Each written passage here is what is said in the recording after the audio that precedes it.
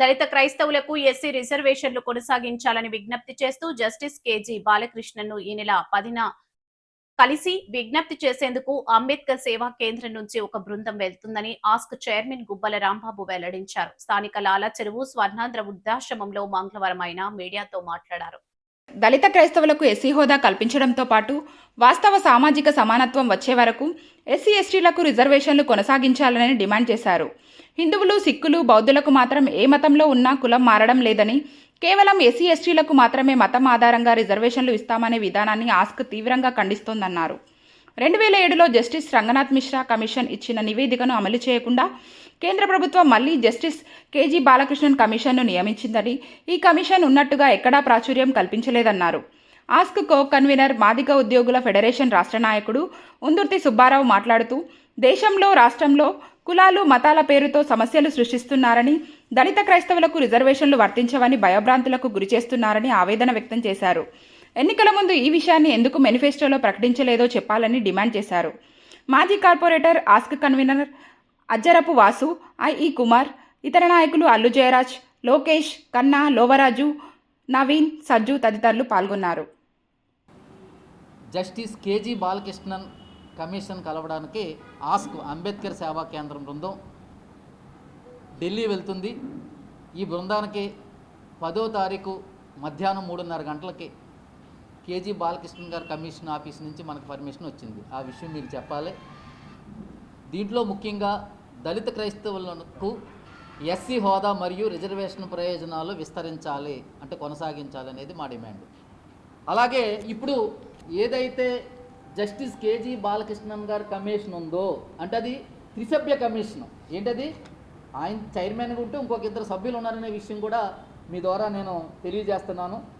కమిషన్కి మా విజ్ఞప్తి అనుకోండి, వినతి పత్రం అనుకోండి, డిమాండ్స్ అనుకోండి, దళిత క్రైస్తవులను షెడ్యూల్ కులాల జాబితాలో చేర్చాలి.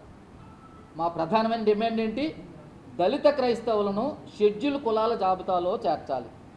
అలాగే 1950 షెడ్యూల్ కులాల ఆర్డర్ను సవరణ చేసి కుల వివక్షత, సామాజిక వెనుకబాటుతనం అనుభవిస్తున్న దళిత క్రిస్టియన్లను ఎస్సీ రిజర్వేషన్లు విస్తరించాలని సిఫార్సు చేయాల్సిందిగా కమిషన్ను మేము కోరుతున్నాం.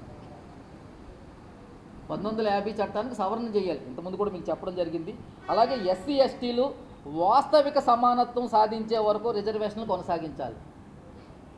వాస్తవిక రిజర్వేషన్లు అంటే ఏంటి? వాస్తవిక సమానత్వం అంటే ఏంటి? ఈ మధ్యకాలంలో తమిళనాడు ముఖ్యమంత్రి గారు చేశారు, ఈక్వల్ ఆపర్చునిటీస్, అందరికీ సమాన అవకాశాలు, ఈక్వాలిటీ ఇన్ ఆల్ ఆస్పెక్ట్స్, అన్నింటా సమానమే.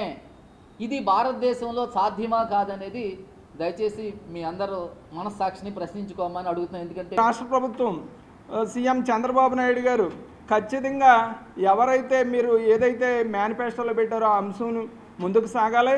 అదేవిధంగా ప్రతిపక్ష పార్టీలన్నీ కూడా దళితుల సమస్యల పట్ల వారు బాహాటంగానే వారి యొక్క స్టాండ్ని వ్యక్తపరచాలి.